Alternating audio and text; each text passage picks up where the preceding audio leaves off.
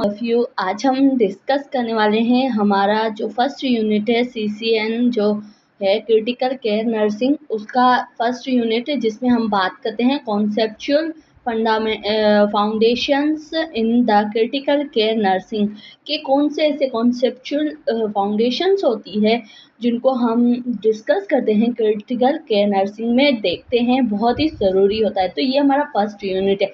Overall इसके जो भी ऑब्जेक्टिव है ना, उनको हम क्या है की पॉइंट की तरह हम डिस्कस करेंगे कि कौन कौन से ऐसे ऑब्जेक्टिव हैं। जो भी ऑब्जेक्टिव है हमारे, उनको हम की पॉइंट की तरह रख के हम उनको डिस्कस करेंगे ताकि हमें इजीली समझ आ सके ये यूनिट।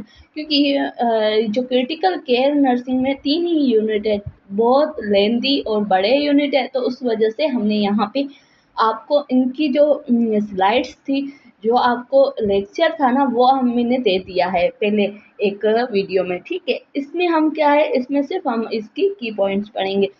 जो हमारा फर्स्ट यूनिट है ना, फर्स्ट यूनिट का फर्स्ट ऑब्जेक्टिव, उसमें क्या बोल रहा है कि psycho social implementations in the critical care, कि अगर साइको सोशल अगर हम इम्प्लीकेशंस करते हैं एक क्रिटिकल केयर पेशेंट को, तो फिर उसमें क्या क्या चीज़ें आ जाती है। तो सबसे पहले जो आता है क्रिटिकल इल पेशेंट एक्सपीरियंस क्या क्या करता है।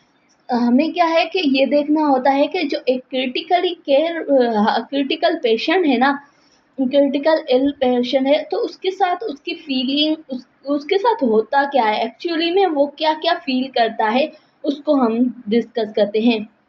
सबसे पहले जो क्रिटिकली इल पेशेंट होगा ना, वो फेयर में होगा, एंजाइटी में होगा। ये मेन पॉइंट होती है, हमें देखनी होती है कि पेशेंट की कंडीशन ऐसी है ना, तो वो फेयर में और एंजाइटी में लाजमी होता है क्रिटिकल केयर वाला पेशेंट, क्रिटिकल इल्ड पेशेंट। ठीक है, और उसके अलावा पेन होगा, उसको डिस्कम्फर्ट होगा, लॉस ऑफ इंडिपेंडेंसी, मतलब जो वो इंडिपेंड नहीं होगा, वो लोगों पे डिपेंड बन जाता है, क्योंकि उसकी कंडीशन बहुत सीरियस होती है, क्रिटिकल होती है। ठीक है, उसके अलावा लॉस ऑफ प्राइवेसी और जो अनसर्टेनिटी अबाउट प्रोग्नोसिस, उससे ये नहीं होता है कि वो ठीक भी होगा या नहीं होगा प्रोग्नोसिस, तो उसको क्या है, अनसर्टेनिटी होती है। उसके अलावा कम्युनिकेशन डिफ़िकल्टी होती है, स्लीप डिस्टर्बेंस होती है। ठीक है, डिस्टर्बेंस हो जाती है। उसके अलावा सेंसरी ओवरलोड हो जाते हैं, उसके सेंसरी जो भी थॉट्स है वो सारी चेंज हो जाती है, क्योंकि उसकी कंडीशन क्या है कि वो क्रिटिकली इल पेशेंट है।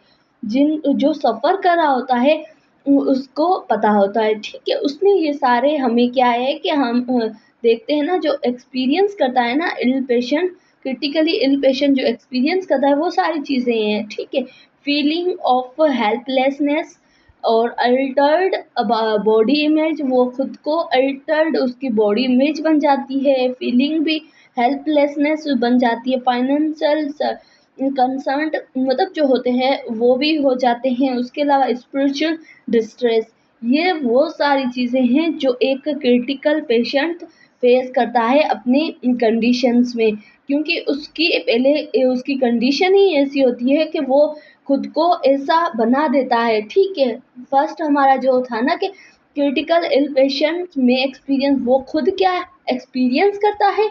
ठीक है, उसके बारे में हमने यहाँ पे डिस्कस किया। तो ये फर्स्ट ऑब्जेक्टिव का जो फर्स्ट है ना, ऑब्जेक्टिव में भी हमने यहाँ पे पार्ट रखे हुए हैं, ये फर्स्ट ऑब्जेक्टिव के पार्ट्स है। ठीक है, उसके अलावा क्रिटिकल पेशेंट्स तो ये फील करता है, हमें पता चल गया। जो उसकी फैमिली है ना, वो क्या एक्सपीरियंस करती है, हमें उस चीज़ को देखना ज़रूरी होता है कि उसकी फैमिली क्या फील कर रही है। तो सबसे पहले फैमिली में experience anxiety, fear of death, क्योंकि अगर क्रिटिकल कोई इल पेशेंट है ना, किसी की फैमिली मेंबर इल है, वो क्रिटिकली बहुत इल है, तो फिर उसकी फैमिली में यही होगा, उसकी फैमिली को एंजाइटी होगी, फियर होगा कि उसकी डेथ ना हो जाए जो इल पेशेंट है उसकी। उसके अलावा एंगर होगा, गिल्टी फील होगा, और उसके अलावा हेल्पलेसनेस, क्योंकि उसके हाथ में कुछ नहीं होता है, क्योंकि जो उसका फैमिली मेम्बर्स होते हैं ना, उनके हाथ में कुछ नहीं होता, क्योंकि पेशेंट तो क्रिटिकली बहुत इल है, तो वो कुछ कर भी नहीं सकते। तो ये सारी चीज़ें फैमिली एक्सपीरियंस करती है। जो पेशेंट्स होते हैं ना क्रिटिकल केयर में, ठीक है, क्रिटिकल इल्स में जो उनके फैमिली जो होती है वो ये सारी चीज़ें फेस करती है, फाइनेंशियल स्ट्रेस फेस करती है, रोल चेंजेस करती है, ठीक है। उसके अलावा एंटीसेप्टिक ग्रीफ या फिर अनसर्टेनिटी, इन सारी चीज़ों को वो फेस करती है, ठीक है। ये सारी चीज़ें आ जाती है कि फैमिली क्या क्या फेस करती है। पहले हमने डिस्कस किया कि पेशेंट क्या एक्सपीरियंस करता है, फिर हमने डिस्कस किया कि फैमिली क्या एक्सपीरियंस करती है। उसके बाद बात करते हैं नर्सिंग इंटरवेंशन के। अगर क्रिटिकली इल पेशेंट है तो नर्स इंटरवेंशन किस तरीके से करेगी, ठीक है, उसकी जो कंडीशन है उसके अकॉर्डिंग किस तरीके से उससे इंटरवेंशन करेगी। सबसे पहले नर्स का जो इंटरवेंशन होती है उसमें सबसे पहले provide clear honest communication. Nursing intervention में यही आ जाता है, चाहे वो फैमिली से करे या पेशेंट से, वो क्या है प्रोवाइड करती है क्लियर और ऑनेस्ट इन्फॉर्मेशन, ताकि कोई भी उसमें डाउट ना हो, कोई भी अगर मिसअंडरस्टैंडिंग ना हो पेशेंट्स और फैमिली के बीच में या फिर पेशेंट्स और जो नर्सिंग स्टाफ है उनके बीच में, ठीक है। उसके अलावा encourage family involvement when appropriate. तो क्या है कि वो क्या है इनकरेज करती है फैमिली को कि आप उनके साथ इन्वॉल्व हो, ताकि उसके जो कंडीशन है वो भी इम्प्रूव हो सके। आपका सपोर्ट भी बहुत ज़रूरी होता है, ठीक है। उसके अलावा नर्सिंग इंटरवेंशन में आ जाता है मेंटेन प्राइवेसी एंड डिग्निटी। हमें क्या है कि अपने पेशेंट की प्राइवेसी को मेंटेन करके रखना चाहिए, उसको डिग्निटी देनी चाहिए, उसको एक उसको उससे सच्चा रहना चाहिए, ठीक है। उसकी कोई भी प्राइवेसी है उसको लीक नहीं करना चाहिए। उसके अलावा प्रोमोट कम्युनिकेशन, जो कम्युनिकेशन है ना उसको भी प्रोमोट करना चाहिए, ताकि पेशेंट्स जो क्रिटिकल इल पेशेंट है ना उसको ज़्यादा से ज़्यादा क्या है कि उसको सपोर्ट मिल सके इमोशनली, ठीक है। उसके अलावा encourage experience of the feeling और एक्सप्रेसिंग फीलिंग, जो हम उसको इनकरेज करते हैं कि जो भी आपकी कंडीशन से आप क्या फील कर रहे हो, जो इल पेशेंट होता है तो उसको भी हम क्या करते हैं इनकरेज करते हैं कि वो अपनी फीलिंग बताए हमें। उसके अलावा provide emotional and spiritual support, हमें क्या है इमोशनली उसके साथ रहना होता है और स्पिरिचुअली हमें उसको सपोर्ट करना होता है, ये भी बहुत ज़रूरी होता है। उसके अलावा फैसिलिटिंग अप्रोप्रिएट विजिशंस, ठीक है, वेस्टेशंस एंड उसको अप्रोप्रिएट फैसिलेट करना है, जो भी उसकी कंडीशन है वो जो चाह रहा है उसको वो फैसिलेट करना है। उसके अलावा रिस्पेक्ट कल्चर वैल्यू, जो उसका कल्चर है पेशेंट का उसकी भी हमें रिस्पेक्ट करनी ज़रूरी होती है। इन्वॉल्वमेंट मल्टी डिसप्लिमेंट्री टीम्स जो होती है उनकी इन्वॉल्वमेंट भी होना बहुत ही ज़रूरी होता है, क्योंकि यहाँ पे हम सिर्फ एक नर्सेस नहीं होते हैं, वहाँ पे डॉक्टर, उसके अलावा जो भी होते हैं उन सबका अलग अलग रोल होता है। जो भी टीम होती है मेडिकल, उन सबका अलग अलग रोल होता है, तो वो सारी इन्वॉल्वमेंट होना बहुत ही ज़रूरी होती है, ठीक है। उसके अलावा एग्जाम पॉइंट देखते हैं तो hospital critical care include physical social and psychological spiritual needs जो होती है उनको पूरा करती है, तो उसको हम क्या कहते हैं, उसको मेनली हम इंटरवेंशन कहते हैं, नर्सिंग इंटरवेंशन, ठीक है। उसके बाद हम डिस्कस करते हैं हमारा सेकेंड ऑब्जेक्टिव, जिसमें हम बात कर रहे हैं कि individual and family response in critical ill patient का, जो फैमिली का और इंडिविजुअल का रिस्पॉन्स क्या होता है जो क्रिटिकल पेशेंट्स होते हैं उनके तरफ। तो ठीक है, उनके रिस्पॉन्स ये होता है, पेशेंट रिस्पॉन्स क्या होता है, शॉक में एंड डिसबिलीफ में वो चला जाता है, और क्योंकि उसकी कंडीशन ऐसी है उसको एक मेंटली स्ट्रेस होता है तो वो शॉक में चला जाता है। उसके अलावा डिसबिलीफ में चला जाता है, एंजाइटी होती है पेशेंट को, फेयर होता है उसको अपनी हेल्थ को लेके, एंगर फील करता है, डिप्रेशन में चला जाता है। अगर ज़्यादा उसकी कंडीशन बहुत ज़्यादा ख़राब हो रही है तो वो पेशेंट खुद डिप्रेशन में चला जाता है। ये सारे रिस्पॉन्स होते हैं पेशेंट के, ठीक है। और लॉस ऑफ कंट्रोल, उसके पास कंट्रोल नहीं होता है, लॉस हो जाता है, ठीक है। इन डिपेंडेंसी हो जाती है, वो लोगों पे डिपेंड करना शुरू हो जाता है, क्योंकि क्रिटिकल इल पेशेंट क्या ही कर सकता है तो वो डिपेंड बन जाता है अपनी फैमिली पे या फिर जो भी डॉक्टर्स नर्सेज हैं उन पे। उसके अलावा विदड्रा वो हर चीज़ को विदड्रा कर देता है, चाहे वो मेडिकेशंस हो, उसकी होप है ना ख़त्म हो जाती है। तो उस हिसाब से ये सारी चीज़ें पेशेंट रिस्पॉन्स करता है अपनी क्रिटिकल कंडीशंस में, ठीक है। उसके बाद बात करते हैं कि फैमिली क्या रिस्पॉन्स करती है अगर कोई मतलब शॉक पेशेंट क्रिटिकल कंडीशन में, तो उसकी फैमिली का क्या रिस्पॉन्स होता है। तो वो फैमिली जो है ना वो शॉक में चली जाती है, उनको डिप्रेशन ये सारी चीज़ें आ जाती है। उसके अलावा क्या है कि डिलायंस, एंजाइटी, एंगर, बार्गेनिंग, वो क्या है कि जो डॉक्टर होते हैं उनके साथ बार्गेनिंग इस तरीके से वो फील करती है, ठीक है। सैडनेस, ग्रीफ एंड एक्सेप्टेंस, ये सारी चीज़ें आ जाती है उनमें, ठीक है। उनकी जो फैमिली मेम्बर की जो कंडीशन होती है, तो फैमिली का रिस्पॉन्स ऐसा ही होता है, क्योंकि वो उसकी फैमिली मेम्बर की क्रिटिकल कंडीशन है ना, तो फैमिली रिस्पॉन्स इस तरीके से करती है, ठीक है। उस जो रिस्पॉन्स होता है फैमिली का और इंडिविजुअल का, उसमें नर्सिंग केयर क्या हम देते हैं, ठीक है। हमें हमें पता है फैमिली का रिस्पॉन्स ये है और पेशेंट का खुद का रिस्पॉन्स ये है, क्योंकि वो क्रिटिकली कंडीशन में वो फेस कर रहा है इस कंडीशन को, तो फिर उनका रिस्पॉन्स ये होता है। तो फिर जो नर्स केयर होती है ना, उसमें क्या है कि प्रोवाइड कांस्टेंट, मतलब उनको इन्फॉर्मेशन देती है ताकि वो जो फैमिली है वो भी सेटिस्फाई हो सके, उसके जो पेशेंट्स हैं वो भी अपने को सही एक हेल्दी समझ सके, ठीक है। उसके अलावा सिंपल लैंग्वेज हम यूज़ करते हैं ताकि फैमिली को और पेशेंट को सही से समझ आ सके। उसके अलावा लिसन एक्टिवली, क्योंकि पेशेंट जो होता है ना इस कंडीशन में, वो क्या है, वो ऐसे समझता है कि कोई उसे सुने, उसकी जो भी कंडीशन है उसको, उसकी जो प्रॉब्लम है उसको कोई सुने। तो वो क्या है कि आपको एक्टिवली पेशेंट को भी सुनना होता है, उसकी फैमिली को भी सुनना होता है, क्योंकि वो सारे इमोशनल डिप्रेस में होते हैं, ठीक है। उसके अलावा अवॉइड फाल्स रिस्ट्रिक्शंस, जो फाल्स रिस्ट्रिक्शन है उनको अवॉइड करें। उसके अलावा क्या है, इनकरेज क्वेश्चंस, आप क्या है कि पेशेंट से ज़्यादा क्वेश्चन करें, इनकरेज करें उसको। उसके अलावा avoid support family decision making, और जो फैमिली का डिसीजन मेकिंग है उसमें सपोर्ट करें कि वो पेशेंट के लिए क्या केयर करवाना चाहते हैं। कभी कभी क्या होता है कि पेशेंट्स आईसीयू में होता है, उसको अगर किसी चीज़ की नीड होती है, फॉर एग्जांपल अगर किसी सर्जरी की या फिर किसी भी चीज़ की नीड होती है, तो फिर क्या है कि हमें क्या है, फैमिली का सपोर्ट, उसके डिसीजन मेकिंग होना बहुत ही ज़रूरी होता है, ऐसे हम काम नहीं कर सकते। उसके अलावा रिस्पेक्ट पेशेंट्स ऑटोनॉमी, जो पेशेंट की ऑटोनॉमी है उसकी हमें रिस्पेक्ट करनी चाहिए। जो भी उसका जो वो डिसीजन लेता है उसका हमें एक उसको राइट होता है अपना डिसीजन लेने के लिए, तो पेशेंट की ऑटोनॉमी की भी हमें रिस्पेक्ट करनी चाहिए।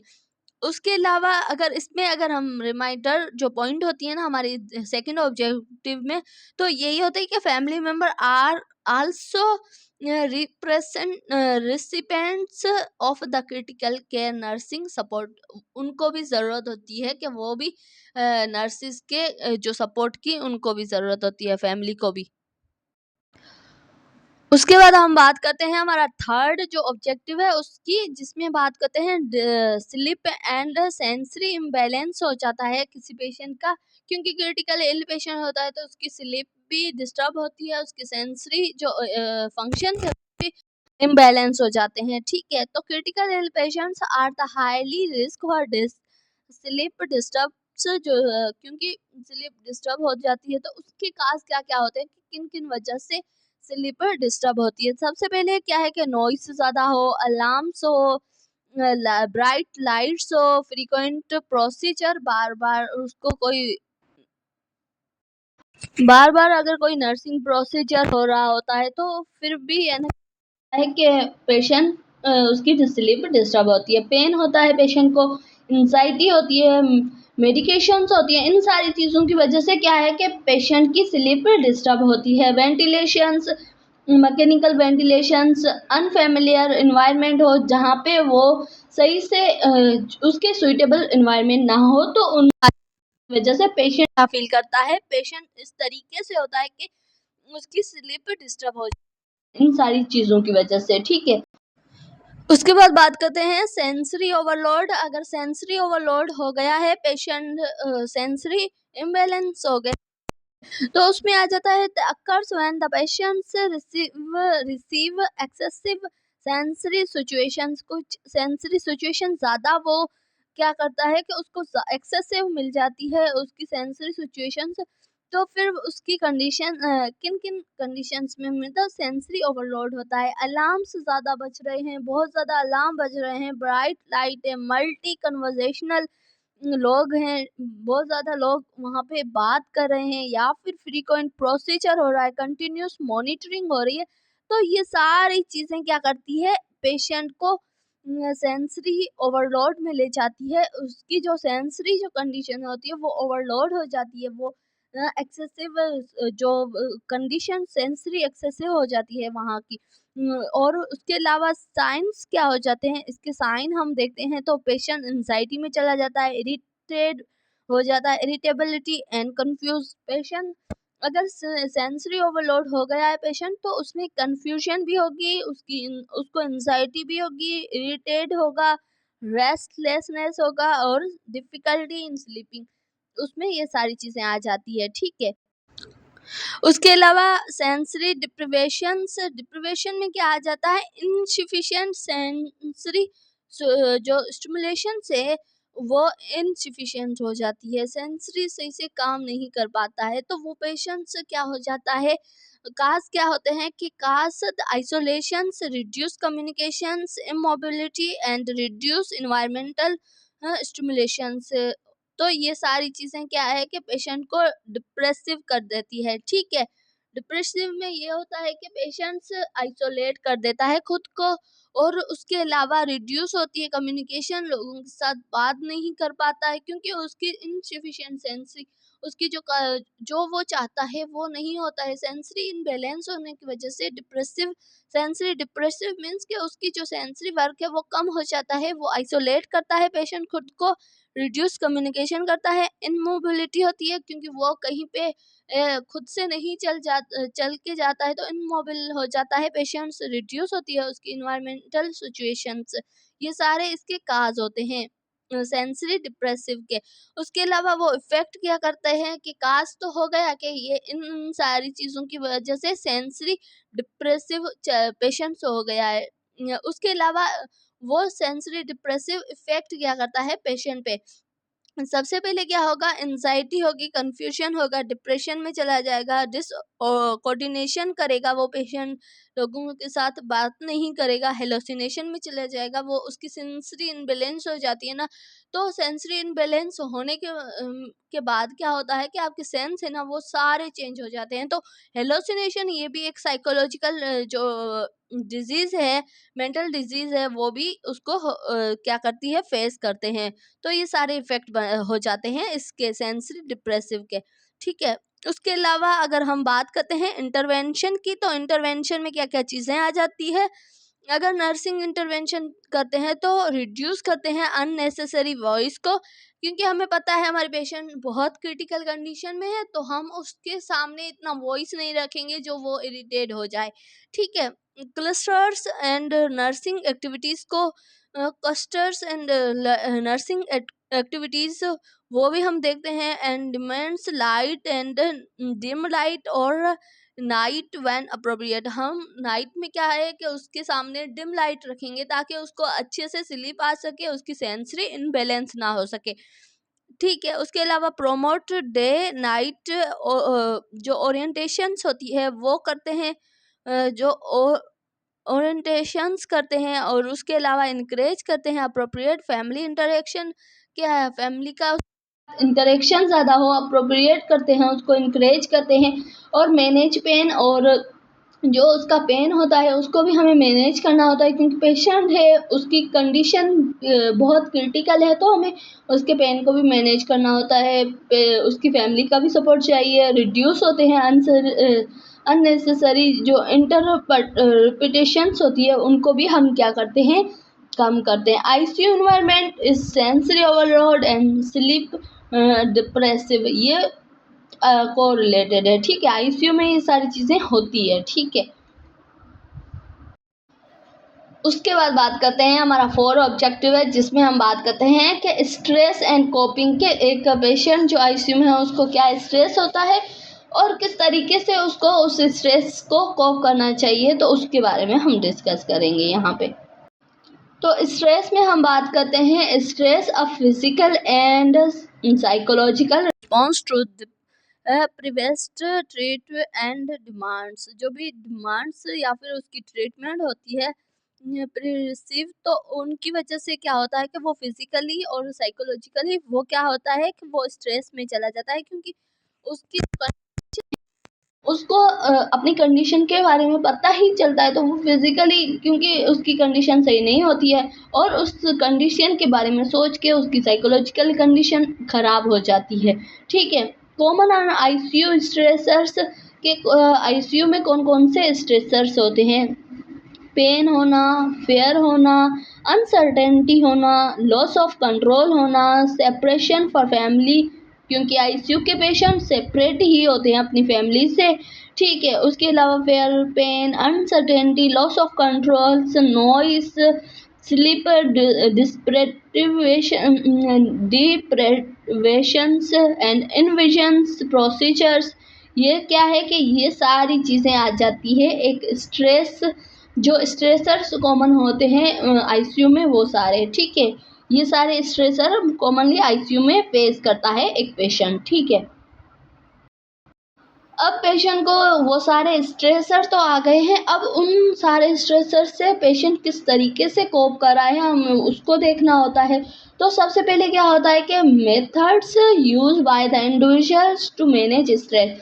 कुछ ऐसे मेथड्स होते हैं जो इंडिविजुअल यूज़ करता है ताकि वो अपने स्ट्रेस को मैनेज कर सके। ठीक है, फॉर एग्जांपल कोपिंग यही होता है कि हमारे जो पेशेंट है वो उसको बहुत ज़्यादा स्ट्रेस है, तो वो उसको किस तरीके से फेस कर रहा है, उसको कौन कौन सी मेथड्स यूज़ कर रहा है जो अपने स्ट्रेस को कम कर सके। और कोपिंग स्ट्रेटजीज कौन कौन सी होती है? प्रॉब्लम सॉल्विंग, सबसे पहले वो अपनी प्रॉब्लम सॉल्व करता है। सोशल सपोर्ट होना ज़रूरी होता है। कम्युनिकेशन, वो अपने फैमिली से अपने जो भी स्ट्रेस में क्या होता है कि उसको कोप करने के लिए हमें कम्युनिकेशन सोशली ज़्यादा होना होता है, चाहे वो फैमिली के साथ हो चाहे स्टाफ के साथ हो। और रिफ्लेक्शंस, हमें क्या है रिलैक्सेशन टेक्निक्स कुछ यूज़ करनी होती है। फॉर एग्जांपल मेडिटेशन, ब्रीथिंग, ये सारे आईसीयू पेशेंट में होती है। ठीक है, वो अपने जो भी स्ट्रेस के बाद, जो अपनी कंडीशन के बाद वो स्ट्रेस में चले जाते हैं ना, उसमें कोप करने के लिए स्पिरिचुअल प्रैक्टिस, ठीक है, ये भी क्या करती है, हेल्प आउट करती है कोप करने में। उसके अलावा counselling and positive coping mechanism, और जो पॉजिटिव कोपिंग मैकेनिज्म होते हैं उनको भी यूज़ करना, तो ये सारे आ जाते हैं कोप करने में। ठीक है, कि पेशेंट्स स्ट्रेस में और स्ट्रेस में चला जाता है तो उसको किस तरीके से कोप करना चाहिए खुद को, ये सारी चीज़ें आ जाती है। उसके अलावा नर्सिस का क्या रोल होता है अगर कोई पेशेंट स्ट्रेस में चला गया है, ठीक है, उसके लिए तो सबसे पहले नर्सिस का रोल यही होता है कि फर्स्ट में स्ट्रेस और कोपिंग में अगर कोई पेशेंट है स्ट्रेस के बाद वो कोप कर रहा है तो किस तरीके से नर्सिस का रिस्पॉन्स होता है। सबसे पहले आइडेंटिफाई स्ट्रेसर्स, वो देखती है कि स्ट्रेसर कौन कौन से हैं, किन चीज़ों की वजह से पेशेंट स्ट्रेस में, पेन की वजह से है या लैक ऑफ फैमिली सपोर्ट की वजह से, नॉइज़ की वजह से स्ट्रेस में है, किन चीज़ों की वजह से वो पेशेंट स्ट्रेस में है वो देखना ज़रूरी होता है। एंड असेस कोपिंग, और कोप किस तरीके से उन चीज़ों को कर रहा है उसको असेस करना होता है। उसके अलावा इनकरेज हेल्थ कोपिंग, उसको इनकरेज करें कि वो अपनी हेल्थ के साथ किस तरीके से कोप कर सकता है, अपने हेल्थ के लिए वो अपने स्ट्रेस को किस तरीके से कम कर सकता है। प्रोवाइड इन्फॉर्मेशन, और कुछ नेसेसरी जो इन्फॉर्मेशन होती है उसकी हेल्थ के लिए, उसकी फैमिली के लिए, वो हमें देनी बहुत ही ज़रूरी होती है पेशेंट को, ताकि उसकी हेल्थ अच्छी हो सके। Promote family and social support, और नर्सिस का रोल ये भी होता है कि प्रोमोट ज़्यादा से ज़्यादा फैमिली और सोशल सपोर्ट हो, ताकि पेशेंट है ना उनके साथ फ्रीली हो जाए, आइसोलेट खुद को ना कर सके और वो अपने पेन को भी भूल जाए। उसके अलावा रिफर्स टू अप्रोप्रिएट प्रोफेशनल, और कुछ अप्रोप्रिएट प्रोफेशंस होते हैं वो रिफर्स करता है, तो ये सारी चीज़ें आ जाती है नर्सिस के रोल में। ठीक है, उसके अलावा अगर हम बात यहाँ पे करते हैं, यहाँ पे हम बात करते हैं हमारा जो 5 ऑब्जेक्टिव है इस यूनिट का, उसकी जिसमें आ जाता है complementary supplementaries ethical and legal issues कौन कौन से होते हैं और किस तरीके से हम फेस करते हैं उन इश्यूज को। फोर मेजर एथिकल प्रिंसिपल हमें हर पेशेंट के लिए बहुत ही ज़रूरी होते हैं, ठीक है। और यहाँ पे हम क्रिटिकल पेशेंट की कर रहे हैं क्या, तो फिर बहुत ही ज़रूरी होते हैं। तो सबसे पहले क्या आ जाता है, ऑटोनॉमी, जिसमें आ जाता है खुद मुख्तियारी कि हमें पेशेंट को इतनी उसके पास इतना हो कि वो अपने डिसीजन ले सके, ठीक है। तो उनके पास इतनी हम उसको ऑटोनॉमी देते हैं ताकि वो अपना पेशेंट अपना जो जो भी डिसीजन है वो ले सके, उसके पास उसका राइट हो, ठीक है। ऑटोनॉमी आ जाता है, ऑटोनॉमी में यही आ जाता है कि right to make inform decisions, वो अपने जो डिसीजन है वो खुद ले सके, ठीक है। उसके अलावा बेनिफिशियंस डू गुड, के पेशेंट को हमेशा हमारी जो ट्रीटमेंट है, हमारी जो है चाहे तो उससे क्या है, हमेशा पेशेंट को अच्छा हो, ठीक है, उसके लिए अच्छा हो। कभी भी हम ये नहीं चाहते हैं कि पेशेंट को कोई इफेक्ट हो उसकी वजह से। उसको हमेशा हम क्या करते हैं कि उसकी जो कंडीशन है वो इम्प्रूव हो। तो बेनिफिशियल में यही रहता है कि हमें पेशेंट को ज़्यादा से ज़्यादा फ़ायदा देना है, ठीक है। उसके अलावा नॉन मालफेक्शंस मीन्स के डू नॉट हार्म, किसी भी तरीके से हमें पेशेंट को हार्म नहीं पहुंचाना है। उसकी कैसी भी कंडीशन है, हमें उसको हार्म नहीं पहुंचाना है, ठीक है। उसके अलावा जस्टिस, चाहे कोई भी पेशेंट हो, अगर वो क्रिटिकल कंडीशन में है, चाहे वो उसकी ना हमें उसके रिलीजियस ना कल्चर कुछ भी नहीं देखना है, हमें उसको एज अ पेशेंट समझ के हमें उसको डील करना होता है, जस्ट पेशेंट समझ के, ठीक है। तो उसमें आ जाता है जस्टिस मीन्स कि हमारे लिए सारे पेशेंट एक जैसे होते हैं।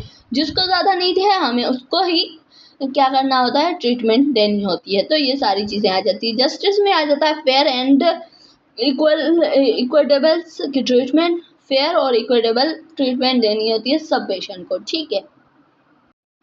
उसके अलावा भी अदर्स में क्या हम देखते हैं कि important concept, for example important जो प्रिंसिपल्स होते हैं एथिकल एंड लीगल इश्यूज के, तो उसमें आ जाते हैं जो इन्फॉर्म कंसर्न भी आ जाता है, क्योंकि patients receive the adequate information about the procedure and treatment and voluntarily agrees. वो क्या है कि वॉलेंट्री खुद एग्री हो, क्योंकि हमें क्या है कि पेशेंट को इन्फॉर्म करना होता है, चाहे कोई भी प्रोसीजर हो, उसकी फैमिली को उसका इन्फॉर्म कंसर्न होना ज़रूरी होता है, ताकि पेशेंट को अगर कुछ हो जाता है तो हमारे पास उस चाहे लीगल इशू हमें हमारे पास इन्फॉर्म होता है, उसका इन्फॉर्म कंसर्न होता है। अगर लीगल नहीं है, चाहे वो उसकी इथिकल कंडीशन की वजह से कोई इश्यू हो गया है, तो हमारे पास उसका इन्फॉर्म कंसर्न होना बहुत ही ज़रूरी होता है, पेशेंट की राय होना ज़रूरी होता है, ठीक है। चाहे हम प्रोसीजर कर रहे हैं, चाहे ट्रीटमेंट कर रहे हैं, हम पेशेंट से पूछ के वो चीज़ें करते हैं। उसके बाद है कॉन्फिडेंटली, जिसमें आ जाता है प्रोटेक्ट द प्राइवेसी। हमें क्या है कि चाहे जितनी भी हमारा पेशेंट कितना भी क्रिटिकल इल पेशेंट है, हमें उसकी प्राइवेसी को लीक नहीं करना है। जो उसको नीड है, जिन जिन अगर हम अपनी टीम से शेयर नहीं करेंगे तो वो अलग बात है कि पेशेंट की कंडीशन है, हम अगर टीम से शेयर नहीं कर रहे तो उसको ट्रीटमेंट अच्छी नहीं मिलेगी। हम अपनी टीम से शेयर कर सकते हैं, दूसरे लोगों के साथ हम उसकी कंडीशन नहीं शेयर कर सकते। जिनको जो उसका ट्रीटमेंट करा है, हम उसको उसकी कंडीशन शेयर कर सकते हैं। बाकी हमें क्या है, मेंटेन करनी होती है, उसकी इंफॉर्मेशन को प्रोटेक्ट करना होता है, उसकी प्राइवेसी को। उसके अलावा एडवांस्ड डेरिवेशन, जिसमें डायरेक्टिव्स आ जाते हैं कि हमें एडवांस्ड डायरेक्शंस जिसमें आ जाते हैं कि आपको क्या है कि documentations communication persons wish regular features the health cares and make a decision। उसमें क्या होता है, can not make a decisions, जो आपके पास डॉक्यूमेंटेशंस होती है, कम्युनिकेशन पर्सन्स विश के, उसकी जो पेशेंट है उसकी विश क्या है, ठीक है, उसके अकॉर्डिंग हम उसका प्रोसीजर है केयर करते हैं, फर्दर के हेल्थ केयर करते हैं, और उसके अकॉर्डिंग ही हम अपना डिसीजन नहीं रखते हैं, उसके डिसीजन पे हम चलते हैं। उसके अलावा DNR, जिसमें आ जाता है डू नॉट रिस्ट्रिक्शंस, जिसमें आ जाता है order to the indications for CPR should not be our initiative if your cardiac respiratory arising occurs. अगर आपके पास कोई पेशेंट कार्डियक अरेस्ट में है तो वो ऐसी कंडीशन होती है ना जिसमें आप क्या है कि उनमें आप नहीं क्या करते हैं, नहीं ऑर्डर करते हैं इनिशिएटिव, उसकी इंडिकेशन देख के आपको उसको CPR should not initiated if you cardiac respiratory arising. अगर कार्डियक रेस्पिरेटरी अराइजिस नहीं है तो आप उसको सीपीआर नहीं कर सकते। उसके अलावा एंड ऑफ लाइफ केयर, अगर कोई पेशेंट डेथ हो गया है तो उसमें हम क्या क्या केयर देते हैं उस पेशेंट को। फोकस ऑन द, उसमें फोकस हम सबसे पहले किस पे करते हैं कि है ना, लास्ट में हम उसको केयर यही देते हैं कि उसको कंफर्टेबल रखें, उसको डिग्निटी उसको दें। उसके अलावा सिम्टम उसके जो भी आ रहे हैं, क्योंकि हमें पता है इस पेशेंट लास्ट स्टेज में है तो उसको उसके जो सिम्टम्स हैं उनको भी हम कंट्रोल करते हैं। पेशेंट की जो विश होती है उनको पूरी करते हैं। उसके अलावा हम क्या करते हैं, फैमिली को बोलते हैं, फैमिली को सपोर्ट देते हैं ताकि जो एंड ऑफ लाइफ केयर होती है ना पेशेंट की, वो हम ये करते हैं। ठीक है, इसमें क्या है कि कुछ एग्जाम पॉइंट आ जाती हैं जिसमें हम बात करते हैं ऑटोनॉमी, राइट टू चूज, कि वो अपनी चॉइस को खुद चूज कर सके patients. Beneficent do good and patient के लिए अच्छा हो हमेशा। Do not non maleficence, do not harm, के पेशेंट को कोई भी हार्म ना हो। जस्टिस में आ जाता है फेयरनेस, के पेशेंट हमेशा फेयर हो हर सब पेशेंट के साथ। जो आपका जो भी स्टाफ है ना मेडिकल, वो सारे फेयर हो, सबको इक्वल ट्रीटमेंट दे। ठीक है, उसके बाद बात करते हैं हमारा 6th ऑब्जेक्टिव है जो बेरिमेटिव, जिसमें हम बात करते हैं डेथ एंड डिक्लाइन की। ठीक है, डिलाइंस एंड डेथ की, के ना अगर हमारा यहाँ पे 6th ऑब्जेक्टिव है जिसमें हम बेरिमेंट एंड डेथ एंड डिक्लाइन की बात करते हैं, जिसमें आ जाते हैं कुछ ऑब्जेक्टिव कि हम क्या क्या उसमें हम करते हैं। ठीक है, डेथ में यही होता है कि आप अगर किसी पेशेंट की आपके सामने डेथ हो गई है तो उसकी क्या है, permanently sessions of the vital function जो होते हैं वो परमानेंटली चले जाते हैं, खत्म हो जाते हैं। डिलाइंग में आ जाता है कि प्रोसेस लीडिंग्स टुवर्ड डेथ, कि कुछ ऐसे प्रोसेस होते हैं जो क्या करते हैं, लीड कर रहे होते हैं कि डेथ की तरफ वो पेशेंट चला जाता है। मीन्स के वो एक टाइम होता है जिसमें वो पेशेंट डेथ की तरफ चला जाता है, जिसमें हम अगर बात करते हैं कि उसकी ईसीजी में हम देखते हैं कि उसकी बिल्कुल स्ट्रेट लाइन हो जाती है, तो वो Dilai and leading toward death के ऐसे प्रोसीजर जिनकी वजह से जो पेशेंट डेथ की तरफ चला जाता है, प्रोसेस, ऐसे प्रोसेस। ठीक है, उसके अलावा बेरिमेंटिव जिसमें आ जाता है कि जो period process of adopting loss after death, जो भी जो डेथ के बाद जो पीरियड होता है ना, उसको हम क्या कहते हैं, उसमें जो भी हम प्रोसेस करते हैं। ठीक है, लॉस आफ्टर, जो आफ्टर डेथ के बाद जो भी लॉसेस होते हैं तो उसको हम बेरिमेटिव कहते हैं। उसके अलावा ग्रीफ में आ जाता है ये इमोशनल रिस्पॉन्स टू लॉस, के इमोशनली रिस्पॉन्स आपका क्या बन जाता है कि आपके सामने किसी पेशेंट की डेथ हो गई है तो। ठीक है, एक डेथ के टाइम, एक डेथ होने से थोड़ा पहले हमारा रिस्पॉन्स क्या होता है, उसके अलावा डेथ होने के बाद हमारा रिस्पॉन्स क्या होता है, हम क्या क्या चीज़ें करते हैं। उसके अलावा ग्रीफ जिसमें इमोशनल रिस्पॉन्स टू लॉस, क्या किसी पेशेंट की डेथ हो गई है तो आप किस तरीके से इमोशनली खुद को रिस्पॉन्स कर रहे हो, उसकी फैमिली को रिस्पॉन्स कर रहे हो, ये सारी चीज़ें आ जाती है। उसके अलावा टाइप्स में आ जाता है कि ना anti anticipatory grief, normal grief and complicated prolonged grief, ये 3 चीज़ें आ जाती है। ठीक है, उसमें क्या है कि nursing care of dying patients, nurse क्या केयर करती है जो पेशेंट डिलाई मीन्स के जो बिफोर डेथ, क्या उसकी डेथ, उसकी जो ऐसी कंडीशन है कि वो उस टाइम में चल रहा होता है डेथ के टाइम में। ठीक है, तो उसमें क्या है, मेंटेन करती है डिग्निटी को, कि पेशेंट के साथ वो सच्ची हो, डिग्निटी हो उसके साथ। कंट्रोल पेन एंड सिम्टम, जो पेशेंट के लास्ट में जो पेन हो रहा होता है, जो सिम्टम होते हैं, उनको वो कंट्रोल करती है। प्रोवाइड कंफर्ट, उसको एक कंफर्टेबल एनवायरनमेंट देती है, क्योंकि वो पेशेंट डेथ की तरफ चला जाता होता है। उसको प्रोवाइड करती है कंफर्ट एनवायरनमेंट, मेंटेन उसकी प्राइवेसी करती है, respect culture and spiritual practice and provide emotional support उसको देती है, एंड सपोर्ट फैमिली को भी सपोर्ट देना। फैसिलिटेट कम्युनिकेशन, ऐसी कम्युनिकेशन करना, फैसिलिटेट करना, ताकि वो पेशेंट्स जो कंडीशन है ना, उसमें थोड़ा उसको इमोशनली सपोर्ट मिल सके।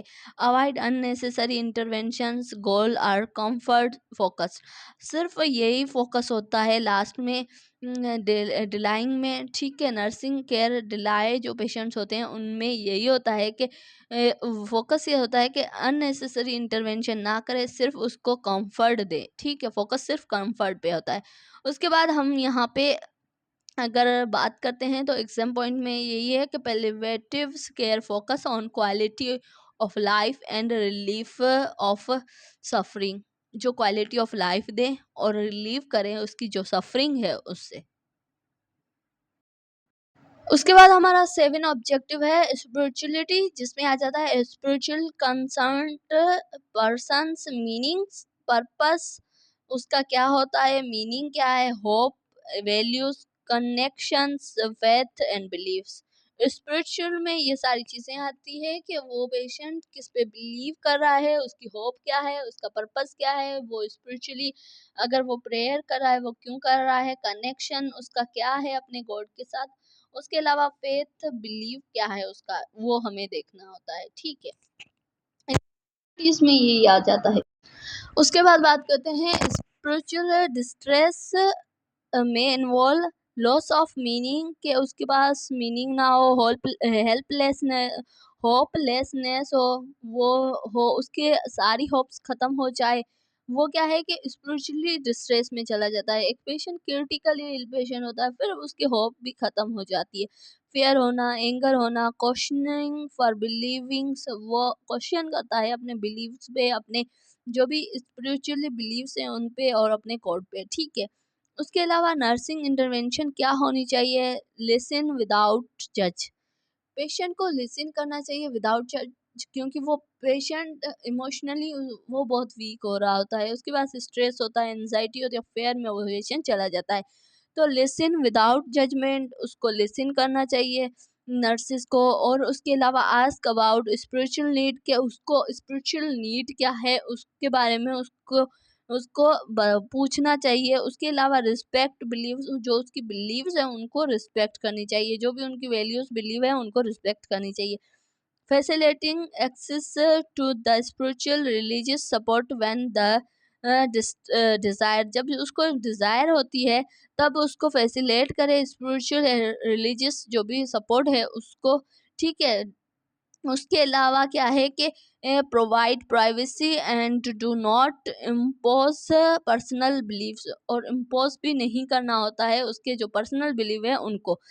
तो ये क्या है कि मेन पॉइंट इसमें यही है कि nurse support for the patients spiritually, उसको पेशेंट को स्पिरिचुअली किस तरीके से सपोर्ट करती है, and the nurse do not impose personal believe, वो इम्पोज नहीं करती है पर्सनल जो बिलीव्स होते हैं वो पेशेंट पे।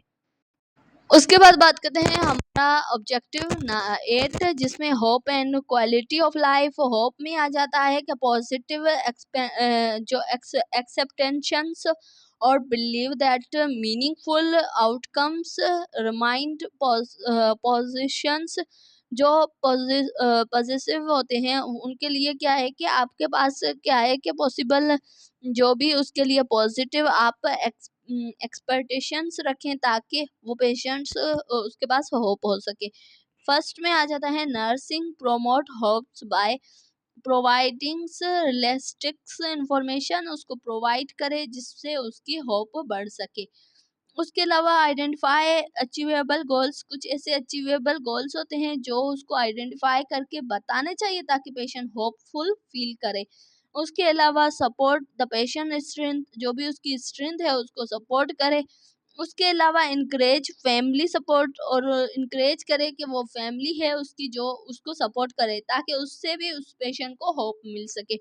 उसके अलावा मेंटेन डिग्निटी, उसके साथ सच्चा रहना। उसके अलावा अवॉइड फॉल्स प्रोमिसेस, जो अवॉइड करे, जो गलत प्रोमिसेस होते हैं उसके साथ उसको अवॉइड करे। क्वालिटी ऑफ लाइफ में आ जाता है the person received physical, psychological and social spiritual wellbeing. मतलब क्वालिटी ऑफ लाइफ में यही होना चाहिए कि उसके पास स्पिरिचुअली, वो सोशली, साइकोलॉजिकली वेलबींग है या नहीं है। ठीक है। उसके factors affecting quality of life, कौन से फैक्टर्स होते हैं जो क्वालिटी ऑफ लाइफ पे इफेक्ट करते हैं। ठीक है। तो सबसे पहले physical functions quality of life पे इफेक्ट करते हैं। अगर फिजिकली कोई पेशेंट सही नहीं है तो उसकी क्वालिटी ऑफ लाइफ नहीं है। ठीक है। उसके अलावा पेन है तो वो भी क्वालिटी ऑफ लाइफ नहीं है। इमोशनल हेल्थ वो भी इम्पोर्टेंट होती है, क्योंकि साइकोलॉजिकली वो डिस्टर्ब है तो वो भी क्वालिटी ऑफ लाइफ नहीं है। और सोशल रिलेशनशिप, लोगों के साथ उसके रिलेशंस अच्छे नहीं है तो वो भी एक क्वालिटी ऑफ लाइफ नहीं है। तो ये सारी चीज़ें आ जाती है, ये फैक्टर्स होते हैं जो इफेक्ट करते हैं क्वालिटी ऑफ लाइफ पे। ठीक है। इसमें आ जाता है फाइनेंशियल स्टेटस, अगर उसका अच्छा नहीं है तो वो भी क्वालिटी ऑफ लाइफ में नहीं आता है, क्योंकि वो वेलबींग होता ही नहीं है उसकी, इमोशनली वो डिस्टर्ब होता है। और उसके अलावा इंडिपेंडेंसी, वो इंडिपेंडेंसी भी इफेक्ट करती है क्वालिटी ऑफ लाइफ पे। और उसके अलावा स्पिरिचुअल वेलबींग है तो भी वो भी एक क्वालिटी ऑफ लाइफ पे इफेक्ट करता है। ये सारे फैक्टर्स होते हैं जो इफेक्ट करते हैं। इसमें एग्जाम पॉइंट यही है कि quality of life is a multi dimensional. एक चीज से क्वालिटी ऑफ लाइफ नहीं बनती है, मल्टी डायमेंशनल होती है। For example spiritual, social, psychological, physical, ये चार चीजें मिलके आपको एक क्वालिटी ऑफ लाइफ देते हैं। उसके बाद बात करते हैं infection control and critical care. जो इन्फेक्शंस होते हैं, क्रिटिकल केयर हम पेशेंट को दे रहे हैं, आईसीयू में कौन कौन से इन्फेक्शन होते हैं उनको किस तरीके से हमें क्या है इम्प्रूव करना चाहिए, उनसे प्रिवेंट करवाना चाहिए अपने पेशेंट को। सबसे पहले critical ill patients have increase infection risk because the initiative innovation initiatives जो होते हैं कुछ ऐसे, उनकी वजह से invasions lines and endotracheal tubes की वजह से कुछ ऐसी लाइंस होती हैं उनकी वजह से, अगर कोई कैथेटर वगैरह लगा रहा है तो उसकी वजह से उसको इन्फेक्शन हो सकता है। यूरिनरी कैथेटर की वजह से, सर्जिकल वाउंड की वजह से, या फिर जो इम्यून सप्रेशन की वजह से, या फिर प्रोलॉन्ग हॉस्पिटलाइसिस जो इन्फेक्शन होते हैं वो भी हो सकते हैं। उसके अलावा फ्रीक्वेंट प्रोसीजर की वजह से उसको इन्फेक्शन हो सकते हैं।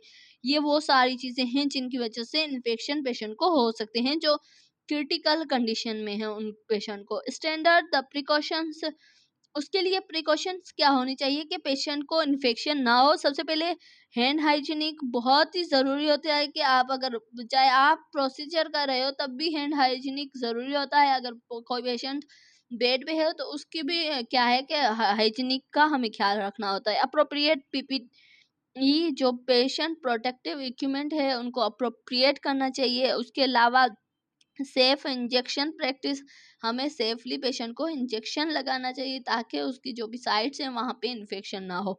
उसके अलावा रेस्पिरेटरी हाइजीनिक ज़रूरी होता है and safe handlings of equipment, जो भी इक्विपमेंट हैंडल कर रहे हैं वो सेफली करें। शेयर सेफ्टी, जो शेयर शार्प सेफ्टी करें, ताकि ये सारे क्या है कि इन्फेक्शन को प्रिकॉशंस होती हैं जिनकी वजह से इन्फेक्शन कंट्रोल होता है। उसके अलावा इम्पोर्टेंस में आ जाता है कि इम्पोर्टेंस आईसीयू पे इन्फेक्शन कौन कौन से होते हैं।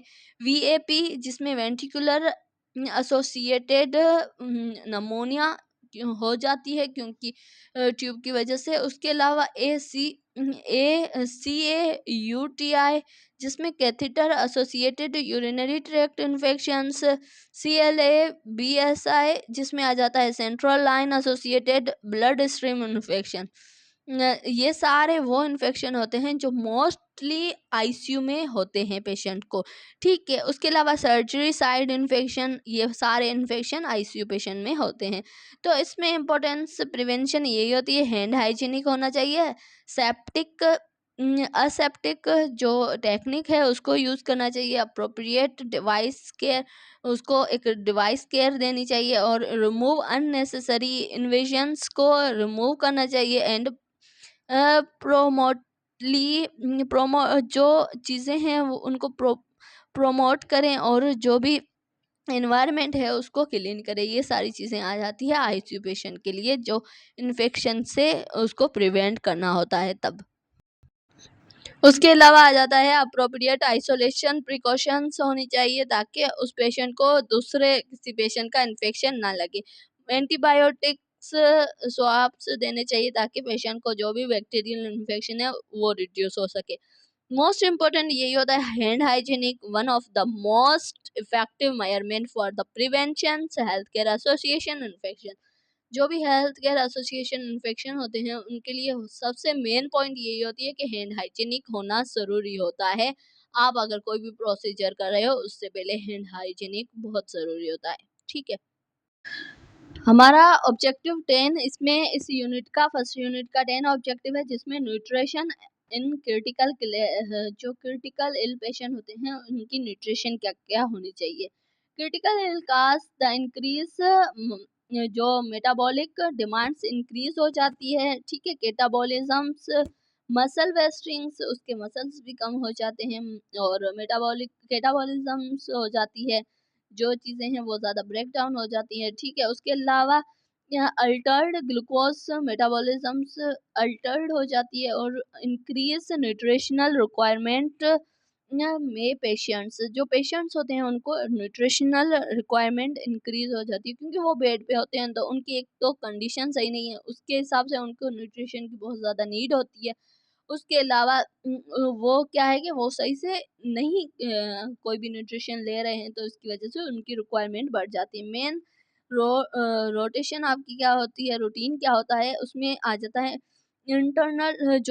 Internal nutrition and perinatal nutrition. Internal nutrition में यही आता है कि internal nutrition drive through the GI tract, for example nasogastric tube, ठीक है, jejunal tubes, गैस्ट्रोटोमीज, ठीक है, एंड जेजनोटोमीज।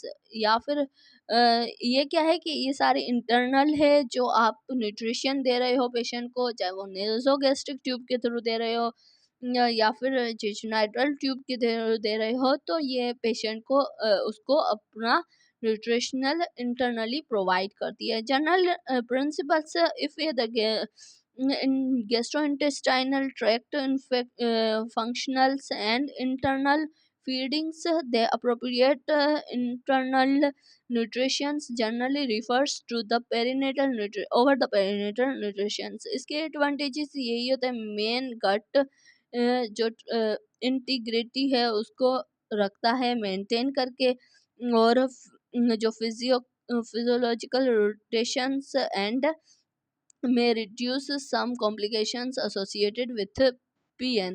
जो पेरिनेटल जो न्यूट्रिशन होती है उससे जो भी सम कॉम्प्लिकेशंस होती है उनको भी ये क्या करता है, कम करता है, क्योंकि वो नेसोगैस्ट्रिक के थ्रू उसकी न्यूट्रिशन जा रही है, उसको गट को भी मेंटेन रखता है, उसकी इंटीग्रिटी को मेंटेन रखता है। पेरिनेटल न्यूट्रिशन में आ जाता है कि आप पेरिनेटल अगर पेशेंट को न्यूट्रिशन दे रहे हैं, nutrition drive for the intravenous अगर आप न्यूट्रिशन पेशेंट को दे रहे हो, तो उसमें आ जाता है use when the GI tract can not be used. उसमें जीआई ट्रैक्ट यूज़ नहीं होता है। इंटरनल न्यूट्रिशन में जीआई ट्रैक्ट यूज़ होता है। Internal nutrition is contraindicated in uneducated selected patients.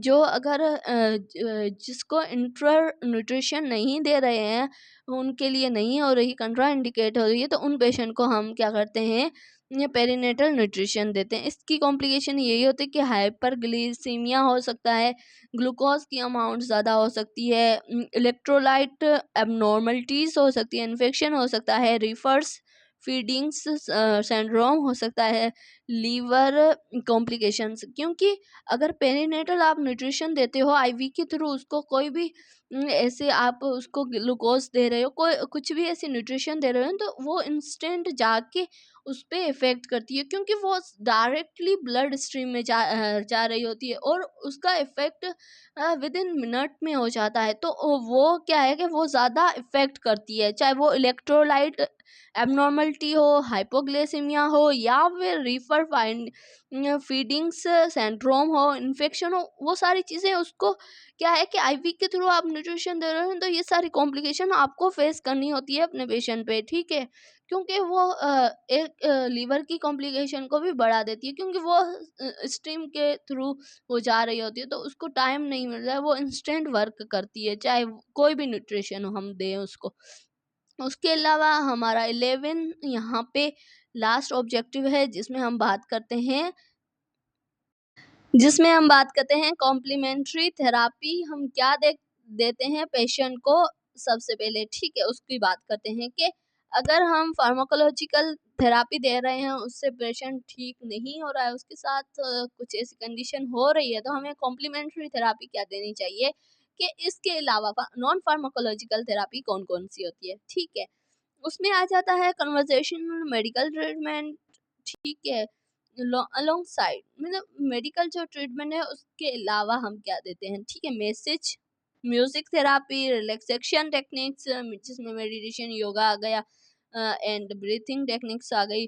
उसके अलावा गिल्ड इमेज, जो गाइडेड इमेज करते हैं, एंड मेडिकेशंस, ब्रीथिंग एक्सरसाइज, ये सारी वो चीज़ें हैं जो हम पेशेंट को देते हैं ऐसा कॉम्प्लीमेंट्री थेरापी के थ्रू, ठीक है। इसके में इम्पोर्टेंट यही है, complementary therapy should not replace essential medications treatment. हम एसेंशियल मेडिकेशन ट्रीटमेंट को रिप्लेस नहीं करते हैं, उसके साथ साथ हम ये भी थेरापी देते हैं ताकि पेशेंट का जो माइंड है ना, वो एक चीज़ से फिक्स है ना, वो चेंज हो जाए। वो डिप्रेशन में है, उस चीज़ को लेके उसका माइंड हट जाए उस चीज़ से, ताकि उसकी डिप्रेशन स्ट्रेस है ना वो कम हो सके, ठीक है।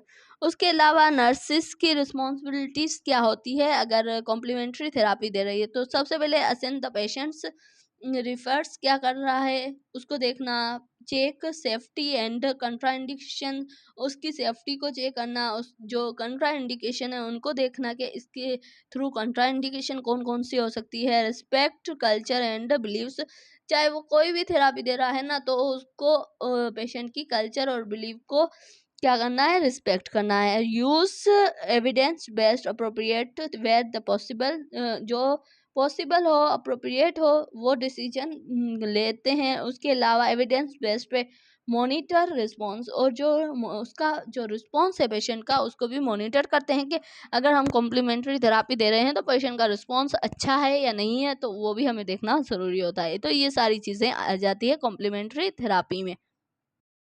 उसके बाद हम बात करते हैं जो एग्ज़ाम, अगर हम एग्ज़ाम के हवाले से हमारे की पॉइंट्स के बारे में, तो उसमें सबसे पहले आ जाता है कि ऑटोनॉमी में यही होता है कि राइट टू मेक डिसीजन, हमारा जो पेशेंट है उसके पास राइट होता है कि वो अपने डिसीजन खुद ले सके, ठीक है। बेनिफिशियंस डू गुड, पेशेंट के लिए अच्छा हो ऐसा हम ट्रीटमेंट उसको दें।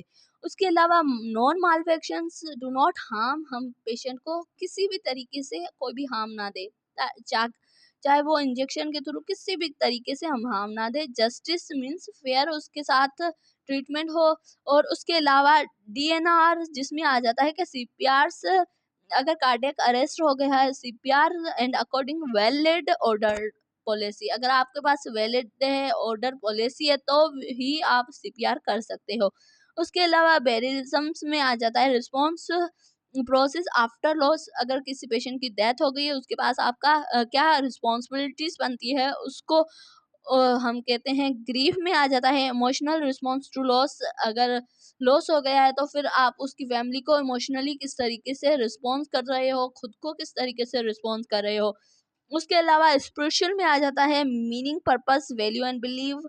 एंड होप्स में आ जाता है कि पॉजिटिव जो एक्सपेक्टेशंस, मीनिंगफुल पॉसिबिलिटीज क्या है, होप देना किसी पेशेंट को उसकी कंडीशन को लेके। उसके अलावा क्वालिटी ऑफ लाइफ में आ जाता है मल्टी डायमेंशनल वेल बींग होना, स्पिरिचुअली, फिजिकली, मेंटली, सोशली, ये सारी चीज़ें आ जाती है मल्टी डायमेंशनल में। ठीक है, उसके अलावा सेंसरी ओवरलोड में आ जाता है टू मच स्टिमुलेशन ज़्यादा होना, उसकी वजह से क्या क्या चीज़ें हार्म हो रही है वो। उसके अलावा अगर हम बात करते हैं सेंसरी डिप्रेसिव में आ जाता है कि लिटिल स्टिमुलेशंस, कम स्टिमुलेशन होना। ठीक है, उसके अलावा जिसमें लिटिल में ये आता है कि पेशेंट आइसोलेट हो जाए, रिड्यूस उसकी कम्युनिकेशन हो जाए, रिड्यूस उसका रिस्पॉन्स हो जाए।